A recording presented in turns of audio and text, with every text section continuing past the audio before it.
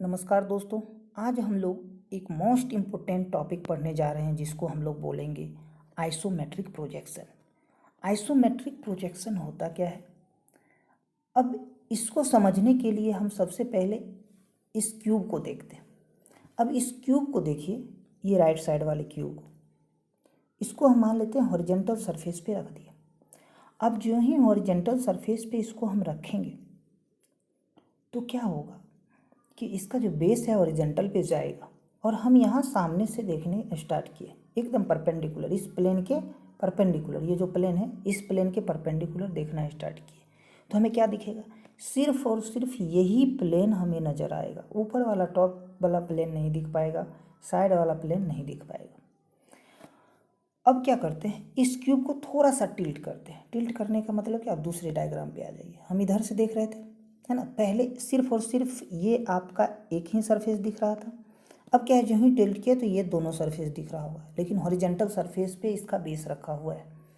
ठीक है, अब जो है इसका बेस रखा हुआ है, थोड़ा सा टिल्ट किए तो हमें अब क्या दिखने लगा, ये दोनों प्लेन दिख रहा। अभी भी टॉप नहीं दिख रहा हुआ, क्यों? क्योंकि हम जो है अभी भी प्लेन के परपेंडिकुलर ही देख रहे हैं, इसके इस लाइन के परपेंडिकुलर यहाँ से देख रहे हैं, है ना, तो टॉप वाला व्यू नहीं दिख पाएगा। अब क्या करते हैं कि इस जो बेस पे रखा हुआ था हॉरिजॉन्टल सरफेस पे इसका बेस, अब बेस को क्या किए, पीछे से थोड़ा सा ऊपर किए तो स्वाभाविक है ये वाला जो लाइन है, ये लाइन आगे की ओर झुकेगा। आगे की ओर झुकेगा तो स्वाभाविक है ये वाला सरफेस अब हमें दिखने लगेगा, यानी कि पीछे वाला पोर्शन को हम जो ही उठाएंगे तो ये वाला पोर्शन क्या होगा, हमें दिखने लगेगा। यानी कि एक बार में हम दो से ज़्यादा प्लेन को देख सकते हैं। तो इस प्रोजेक्शन को हम लोग एक्सोनोमेट्रिक प्रोजेक्शन बोलते हैं। अब क्या है कि जब हम इसको पीछे से उठाएं, यानी कि बेस को एक कॉर्नर पे, इस कॉर्नर पे हम खड़ा किए, है ना। अब बेस जो है हॉरिजॉन्टल सरफेस पे नहीं है, सिर्फ ये कॉर्नर हॉरिजॉन्टल सरफेस पे है, तो ये हॉरिजॉन्टल से एक एंगल बना रहा होगा, ये लाइन हॉरिजॉन्टल से एक एंगल बना रहा होगा, और ये भी लाइन हॉरिजॉन्टल से कुछ ना कुछ एंगल बना रहा होगा। तो ये तीनों लाइन हॉरिजॉन्टल से एंगल बनाता है। तो ये तीनों लाइन जो भी एंगल बनाता होगा, मान लेते हैं एक अल्फ़ा बनाता है, एक बीटा और एक गामा, तो हॉरिजॉन्टल से तीनों अल्फ़ा बीटा गामा बना रहा है। अगर तीनों अल्फ़ा बीटा और गामा बराबर हो जाए तो इस प्रोजेक्शन को हम लोग आइसोमेट्रिक प्रोजेक्शन बोलते हैं। ठीक है, तो ये सिंपल वे में हम लोग कह सकते हैं कि अगर अल्फ़ा और बीटा और गामा का वैल्यू बराबर हो जाए और वो भी 120 डिग्री के बराबर हो जाए, तब हम लोग आइसोमेट्रिक प्रोजेक्शन बोलेंगे। अब इसको समझने के लिए हम लोग और आगे इंटर करते हैं और आगे हम लोग इसको डिटेल्स में समझेंगे। चलिए, अब देखिए यहाँ पे आइसोमेट्रिक प्रोजेक्शन की बात करते हैं। तो आइसोमेट्रिक प्रोजेक्शन में हम लोग कवर क्या करेंगे, पहले वो देख लेते हैं, फिर हम लोग आगे बढ़ेंगे। पहले देखेंगे क्लासिफिकेशंस ऑफ प्रोजेक्शन, यानी कि प्रोजेक्शन का क्लासिफिकेशन क्या होता है। दूसरा एक्सोनोमेट्रिक प्रोजेक्शन, उसके बाद आइसोमेट्रिक लाइन, आइसोमेट्रिक एक्सिस और आइसोमेट्रिक प्लेन। नेक्स्ट देखेंगे आइसोमेट्रिक स्केल क्या होता है। उसके बाद आइसोमेट्रिक व्यू और आइसोमेट्रिक प्रोजेक्शंस। व्यू और प्रोजेक्शन अलग चीज़ होता है, ये दोनों अलग अलग होता है, इसके बारे में भी हम लोग देखेंगे क्या डिफरेंस है। ये सारा चीज़ हम लोग आराम आराम से देखते चले जाएंगे। उसके बाद next isometric view of plane figure. Simple figure, मान लो स्क्वायर, रेक्टेंगल, ये सारे फिगर जो भी सिंपल आपको दिख रहा होगा, तो ये 2 डायमेंशनल फिगर का हम लोग आइसोमेट्रिक प्रोजेक्शन करेंगे। उसके बाद एक स्पेशल सिंपल फिगर यानी 2 डायमेंशनल फिगर सर्किल आता है, और सर्किल का हम लोग आइसोमेट्रिक प्रोजेक्शन करेंगे हॉरिजॉन्टल प्लेन में, वर्टिकल प्लेन में, जिसमें बोलेगा उसमें हम लोग करके दिखाएंगे। और लास्ट में हम लोग करने वाले हैं, कोई भी ऑब्जेक्ट दे दे, मान लो बिल्डिंग दे दे, कोई बिल्डिंग आपको दे दिया, कोई मशीन का पार्ट दे दिया, कोई कंप्यूटर का पार्ट दे दिया, तो उसको बोलेगा कि हमें 3 डायमेंशनल ऑब्जेक्ट बना के दिखाओ। आइसोमेट्रिक मतलब क्या, 3 डायमेंशनल व्यू बनाओ। तो ये 3 डायमेंशनल व्यू हम लोग ड्रॉ करेंगे। कोई भी ऑब्जेक्ट, जो सॉलिड हम लिखे हैं, मतलब कोई भी ऑब्जेक्ट होगा तो उस ऑब्जेक्ट का प्रोजेक्शन हम लोग करने जाएंगे, आइसोमेट्रिक व्यू ड्रॉ करने जाएंगे। तो ये सारा टॉपिक हम लोग एक एक करके कवर करेंगे। आज हम लोग 2 टॉपिक कवर करने जा रहे हैं। पहला देखेंगे प्रोजेक्शन का क्लासिफिकेशन और दूसरा देखेंगे एक्सोनोमेट्रिक प्रोजेक्शन। आज ये दोनों कवर करेंगे। चलिए तो स्टार्ट करते हैं। क्लासिफिकेशन ऑफ प्रोजेक्शन, यानी कि प्रोजेक्शन का अगर हम क्लासिफिकेशन करने जाएं तो ये दो टाइप का होता है। पहला होता है आपका पैरेलल प्रोजेक्शन और दूसरा होता है प्रोस्पेक्टिव प्रोजेक्शन। अब पैरेलल प्रोजेक्शन क्या होता है, प्रोस्पेक्टिव प्रोजेक्शन क्या होता है, तो सबसे पहले हम लोग इंटर करते हैं प्रोस्पेक्टिव प्रोजेक्शन में। तो प्रोस्पेक्टिव प्रोजेक्शन को समझने के लिए हम लोग एक एग्जाम्पल लेते हैं। जैसे आप रेलवे ट्रैक देखे होंगे, तो रेलवे ट्रैक क्या होता है कि दो ट्रैक रहता है और दोनों एक दूसरे के पैरेलल हमेशा रहता है शुरू से लास्ट तक। कहीं आप जाना और रेलवे ट्रैक के बीच में, जब ट्रेन नहीं आ रहा हो तब की बात करें, तो बीच में आप लोग जाओगे, खड़े हो जाओगे, और फिर अगर स्ट्रेट लाइन यानी कि बहुत दूर तक स्ट्रेट है तब उस जगह जाके खड़े होंगे, तो आप क्या देखोगे कि इस ढंग से अगर आपके पास ये ट्रैक बना हुआ है इस ढंग से, तो ये ट्रैक तो पैरेलल है। एक्चुअल में ये है, जब आप यहाँ पे खड़ा होंगे और बहुत दूर तक देखोगे तो ये इस ढंग से पैरेलल नहीं दिखेगा, ये लग रहा होगा कि किसी एक पॉइंट से आते हुए प्रतीत होगा इस ढंग से, है ना। तो दैट मीन्स ये एक पॉइंट से आते हुए प्रतीत होता है। तो इस टाइप का जब प्रोजेक्शन हम लोग ड्राइंग करने के लिए उपयोग करते हैं तो इस प्रोजेक्शन को हम लोग प्रोस्पेक्टिव प्रोजेक्शन बोलते हैं। अब ये प्रोस्पेक्टिव प्रोजेक्शन 1 पॉइंट भी प्रोजेक्शन हो सकता है, 2 पॉइंट प्रोस्पेक्टिव प्रोजेक्शन हो सकता है, 3 पॉइंट भी हो सकता है, यानी कि ये 1 पॉइंट से भी हमने दिखाया, ये 2 पॉइंट से भी हो सकता है, 3 पॉइंट से भी हो सकता है, यानी कि 3 पॉइंट से हम लोग प्रोस्पेक्टिव प्रोजेक्शन ड्रॉ करते हैं। तो ये आपका हो गया प्रोस्पेक्टिव प्रोजेक्शन के बारे में। तो इसके बारे में हम लोग अभी डिटेल्स में नहीं जाएंगे, हम लोग जो देखने वाले हैं आइसोमेट्रिक पार्ट में, तो वो पैरेलल प्रोजेक्शन की बात करेंगे इधर। अब पैरेलल प्रोजेक्शन क्या होता है, तो पैरेलल प्रोजेक्शन में आपको पता है कि जब भी लाइन रेज पास करेगा वो पैरेलल पास करेगा, तो ये आपका पैरेलल प्रोजेक्शन हो जाएगा। यहाँ पे लाइन जो है इंक्लाइन जा रहा है ना, यानी कि एक पॉइंट से जाएगा तो स्वाभाविक इंक्लाइन जाएगा, लेकिन यहाँ पे क्या है कि पैरेलल में हमेशा सभी रेज जो पास करेगा वो एक दूसरे के पैरेलल पास करेगा, इसीलिए हम लोग इसको पैरेलल प्रोजेक्शन कहते हैं। अब पैरेलल प्रोजेक्शन जो है वो दो टाइप का होता है। पहला होता है ऑर्थोग्राफिक प्रोजेक्शन और दूसरा होता है आपका ऑब्लिक प्रोजेक्शन। ऑर्थोग्राफिक प्रोजेक्शन क्या होता है और ऑब्लिक प्रोजेक्शन क्या होता है, तो ऑब्लिक को पहले हम लोग समझते हैं। अभी तक जो हमने देखा ऑर्थोग्राफिक में, वो क्या देखा था कि जो भी लाइट आता था, यानी कि किसी भी डायग्राम का हम व्यू ड्रॉ करते थे, किसी भी ऑब्जेक्ट का व्यू ड्रॉ करते थे, तो सभी रेज को पैरेलल पास कराते थे और प्लेन के परपेंडिकुलर पास करवाते थे। तो वो कौन सा प्लेन होता था, हॉरिजॉन्टल प्लेन होता था, वर्टिकल प्लेन और प्रोफाइल प्लेन होता था, यही 3 प्लेन होता था। लेकिन ऑब्लिक प्लेन, अब इस तीनों प्लेन के अलावा अगर कोई प्लेन लेंगे तो वो या तो हॉरिजॉन्टल के इंक्लाइंड होगा, या वर्टिकल के इंक्लाइंड होगा, या ऑब्लिक प्रोफाइल प्लेन के इंक्लाइंड होगा। तो कोई भी इंक्लाइंड प्लेन में जब हम लोग प्रोजेक्शन करते हैं तो इस प्रोजेक्शन को हम लोग ऑब्लिक प्रोजेक्शन कहते हैं। और उसके बाद हम लोग आते हैं ऑर्थोग्राफिक पे, क्योंकि मेन जो हमें पढ़ना है ये ऑर्थोग्राफिक पे हम लोग को डिस्कशन करना है। अब देखिए ऑर्थोग्राफिक प्रोजेक्शन क्या होता है, तो इसके लिए 2 कंडीशन आपको ध्यान रखना है हमेशा।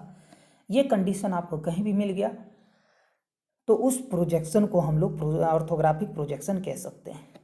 पहला कंडीशन क्या होता है, यानी कि ये 2 कंडीशन, यानी कि कोई भी लाइट जब पास करवाते, मान लो कि कोई ऑब्जेक्ट रखे और लाइट पास करवाए, तो उसका जो प्रोजेक्शन है वो अपोजिट साइड किसमें, प्लेन में बनेगा।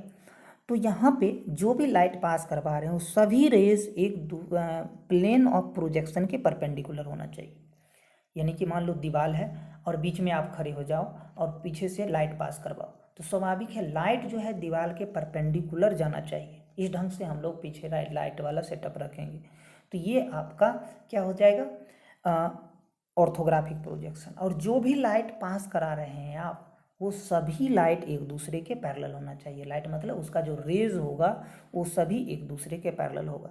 तो ये दोनों कंडीशन आपको कहीं भी मिल जाए तो उस कंडीशन में अगर कोई भी ऑब्जेक्ट आपको प्रोजेक्शन करके दे रहा है तो उसको हम लोग ऑर्थोग्राफिक प्रोजेक्शन कहते हैं। अब ऑर्थोग्राफिक प्रोजेक्शन को भी 2 पार्ट में बांटा गया है। पहला है आपका multi view projection. Multi view projection में क्या होता है कि एक बार में एक ही व्यू देख सकता है। जैसे हम लोग अभी जो पढ़ के आए थे एक्चुअल में वो ऑर्थोग्राफिक था, लेकिन ऑर्थोग्राफिक में कौन सा व्यू था, मल्टी व्यू प्रोजेक्शन था। यानी कि एक बार में एक व्यू ड्रॉ करते थे, पहले फ्रंट व्यू ड्रॉ करना है तो फ्रंट व्यू ड्रॉ करते थे, टॉप व्यू ड्रॉ करना था तो टॉप व्यू ड्रॉ करते थे, साइड व्यू ड्रॉ करना था तो साइड व्यू ड्रॉ करते थे। तो इस टाइप के प्रोजेक्शन को हम लोग मल्टी व्यू प्रोजेक्शन बोलते हैं, है ना। और दूसरा है आपका एक्सोनोमेट्रिक प्रोजेक्शन। ये एक्सोनोमेट्रिक प्रोजेक्शन जो है इसी को बेहतर ढंग से समझना है, क्योंकि एक्सोनोमेट्रिक प्रोजेक्शन में ही अपना आइसोमेट्रिक प्रोजेक्शन मिलेगा। यानी कि अभी आपको समझ में आएगा कि एक्सोनोमेट्रिक प्रोजेक्शन में आइसोमेट्रिक प्रोजेक्शन कैसे होता है। तो सबसे पहले एक्सोनोमेट्रिक प्रोजेक्शन क्या होता है। अब मल्टी व्यू प्रोजेक्शन में एक बार में या तो दो ही डायमेंशन दिख पाएगा, लेंथ दिखेगा, विड्थ दिखेगा, थिकनेस नहीं दिख पाएगा। जब टॉप व्यू से हम लोग देखेंगे तो लेंथ दिखेगा, विड्थ दिखेगा, थिकनेस नहीं दिखेगा। साइड से हम लोग देखेंगे तो विड्थ दिखेगा, थिकनेस दिखेगा, लेकिन लेंथ नहीं दिख पाएगा। फ्रंट से देखेंगे तो लेंथ दिखेगा, थिकनेस दिखेगा, लेकिन विड्थ नहीं दिख पाएगा। वो आप ऑब्जेक्ट को देखोगे तो समझ में आएगा। ऊपर से एक ही प्लेन एक बार में दिख पाएगा, दैट मीन्स दो ही डायमेंशन एक प्लेन में होता है, तो दो ही डायमेंशन हम देख पाते हैं। लेकिन जब दो से ज़्यादा यानी कि थिकनेस भी एक साथ हम देखने लगे, तो दो से ज़्यादा हम जब एक साथ देखने लगे डायमेंशन को, तो उस डायमेंशन को, उस टाइप के प्रोजेक्शन को हम लोग एक्सोनोमेट्रिक प्रोजेक्शन बोलते हैं। अब एक्सोनोमेट्रिक प्रोजेक्शन क्या है, ऑर्थोग्राफी की प्रोजेक्शन है। तो ड्रॉ इसको प्रोजेक्ट कैसे करेंगे, तो सभी लाइन को परपेंडिकुलर पास करवाएंगे, प्लेन के परपेंडिकुलर। और जो भी लाइन होगा, यानी कि रेज लाइन की बात करें, रेज जो भी लाइट का रेज होगा वो प्लेन के परपेंडिकुलर होगा, और जो भी रेज होगा सभी एक दूसरे के पैरेलल होगा। तो एक्सोनोमेट्रिक प्रोजेक्शन में भी, मल्टी व्यू प्रोजेक्शन में, मल्टी व्यू प्रोजेक्शन में एक बार में दो डायमेंशन दिखेगा, लेकिन एक्सोनोमेट्रिक प्रोजेक्शन में एक बार में तीनों डायमेंशन दिख जाएगा। तो इस टाइप के प्रोजेक्शन को हम लोग एक्सोनोमेट्रिक प्रोजेक्शन बोलते हैं। अब उसके बाद हम लोग देखेंगे एक्सोनोमेट्रिक प्रोजेक्शन का टाइप। अब ये तीन टाइप का होता है। पहला आइसोमेट्रिक प्रोजेक्शन, दूसरा डायमेट्रिक प्रोजेक्शन और तीसरा ट्राइमेट्रिक प्रोजेक्शन। अब आइसोमेट्रिक प्रोजेक्शन में जो है उसमें आपको हम बताए थे कि अल्फा बीटा गामा का वैल्यू बराबर होता है और वो 120 डिग्री के बराबर होता है। अब ये अल्फा बीटा गामा क्या होता है, तो ये आपको दिख रहा होगा कि यहाँ से जो हॉरिजॉन्टल से ये लाइन बना रहा है, ये एक्सिस और ये वर्टिकल नहीं है। एक्चुअल में ये जो आपका वर्टिकल लाइन यहाँ पे दिख रहा है, ये वर्टिकल लाइन नहीं है, ये हाँ इंक्लाइंड है, इस सामने से इंक्लाइंड है, जो नहीं दिख पा रहा है, ये सामने से इंक्लाइंड है। यहाँ पे देखिए ये लाइन और यहाँ पे ये भी लाइन जो है आपका सामने से इंक्लाइंड है, जो नहीं दिख पा रहा है। अब ये तीनों लाइन हॉरिजॉन्टल से 120 डिग्री का बना ले एंगल, तो इसको हम लोग क्या बोलेंगे, आइसोमेट्रिक प्रोजेक्शन। यहाँ पे आप देख लीजिए एंगल को, यहाँ पे हम लोग दिखाए हुए हैं कि ये तीनों जो है या तो हॉरिजॉन्टल से एक दूसरे बना रहा है या एक दूसरे से 120 डिग्री बनाएगा। तो स्वाभाविक है जब टॉप से देखेंगे तो ये एक दूसरे से 120 डिग्री के ऊपर ही दिखेगा, ठीक है। तो ये आपका कहलाएगा आइसोमेट्रिक प्रोजेक्शन। सिंपल ध्यान रखना है कि जो आपका एज है, यहाँ पे ध्यान से देखिए, ये तीन जो एज है, एक एज ये वाला, दूसरा ये वाला और एक ये वाला, ये तीनों एज हॉरिजॉन्टल से 120 120 120 बना लिया, तो इसको हम लोग आइसोमेट्रिक प्रोजेक्शन बोलेंगे। अब इसी में ये मान लो सेम बनाया एंगल, ये भी सेम बनाया, और इसमें ये तीसरा लाइन जो है आपका वो डिफरेंट बना लिया, तो उसमें क्या होगा कि इसको हम लोग डायमेट्रिक प्रोजेक्शन बोलेंगे। यानी कि दो एंगल बराबर हो, अल्फा इक्वल टू बीटा हो, लेकिन गामा बराबर नहीं हो, तो इस टाइप के प्रोजेक्शन को हम लोग क्या बोलेंगे, एक्सोनोमेट्रिक प्रोजेक्शन। यानी कि अल्फा बीटा बराबर हो, गामा बराबर नहीं होगा, तो इस टाइप के प्रोजेक्शन को डायमेट्रिक प्रोजेक्शन बोलेंगे। यहाँ डायग्राम में आप देख सकते हो कि एक 120 डिग्री से कम है, दूसरा भी 120 डिग्री से कम है, मान लेते हैं 115 है, और तीसरा स्वाभाविक है 120 डिग्री से ज़्यादा होगा। तो अगर ये दोनों 115 है तो ये 230 हो जाएगा, और रिमाइनिंग जो बच जाएगा 360 में से, तो उसको हम लोग जोड़ के लिख सकते हैं। तो उधर कितना बच गया, 360, यानी कि 130 डिग्री वो हो जाएगा, यानी कि 120 डिग्री से ज़्यादा आपको दिख रहा है ना। तो यहाँ पे अल्फा बीटा देखिए, ये एंगल और ये एंगल यहाँ पे बराबर है, लेकिन ये वाला जो एंगल हॉरिजॉन्टल से बना हो रहा होगा, ये वर्टिकल लाइन जो दिख रहा है एक्चुअल में वो वर्टिकल है नहीं, तो वो जो लाइन होगा वो लाइन जो है आपका कुछ डिफरेंट एंगल बना रहा होगा, तो इसीलिए हम लोग इसको डायमेट्रिक प्रोजेक्शन बोलेंगे। अगर तीनों एंगल बराबर ना हो तो तीनों एंगल बराबर ना हो तब उस सिचुएशन में हम लोग क्या बोलते हैं, उसको ट्राइमेट्रिक प्रोजेक्शन बोलते हैं। यहाँ देखिए ये कुछ अलग एंगल है, ये भी कुछ अलग एंगल है, और ये जो वर्टिकल टाइप का दिख रहा है एक्चुअल में ये भी हॉरिजॉन्टल से कुछ ना कुछ एंगल बना रहा होगा। ये तीनों डिफरेंट एंगल बना रहा है, तो इस टाइप के प्रोजेक्शन को हम लोग ट्राइमेट्रिक प्रोजेक्शन बोलते हैं। इस डायग्राम में आपको आराम से दिख रहा होगा सभी फिगर। ये तीनों, पहला देखिए तीनों एंगल बराबर है इस टाइप में, पहला में तीनों एंगल बराबर है, इसमें दो एंगल बराबर है, एक एंगल डिफरेंट होगा। इसमें तीनों एंगल एक दूसरे से डिफरेंट है, तो इसीलिए हम लोग इसको ट्राइमेट्रिक प्रोजेक्शन बोलेंगे।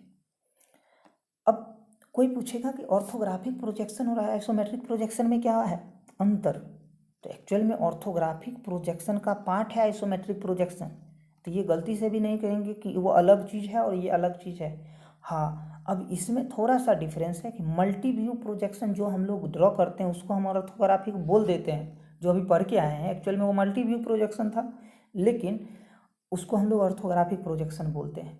आइसोमेट्रिक प्रोजेक्शन भी ऑर्थोग्राफिक प्रोजेक्शन ही है, लेकिन ये एक्सोनोमेट्रिक का टाइप है।